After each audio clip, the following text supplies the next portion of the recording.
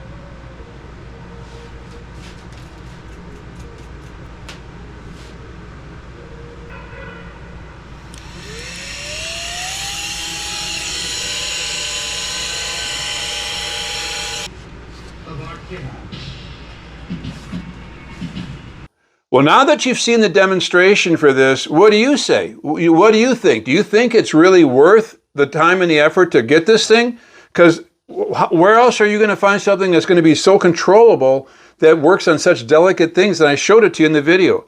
Are you convinced? I am myself. I love what I've got. I mean, I hope that you would want one too. But let me know in the comments, what do you think about this? You think it's a crazy idea? You think it's already been done? You know, let me know. And please like and subscribe and share. And we're going to try and get these videos out once a week, or that's our goal anyway. We're on social media. We're on Lindy's. I'm on Facebook, as Shim's shown, using the Taurus Science Podcast. Lindy's on X and Instagram and now Pinterest. So please let us know what you think. We're getting a lot of attention. We want this channel to be successful. We're getting closer to our mark of 500. Who knows what happens after that, but at least that's a goal that we're shooting for. So thank you. Like, subscribe, and share. Tell your friends about us. Tell your clubs about us. And come back for another video. Thank you for everything you told us in the comments. We appreciate you guys as an audience. And be blessed and have a safe day and happy railroading.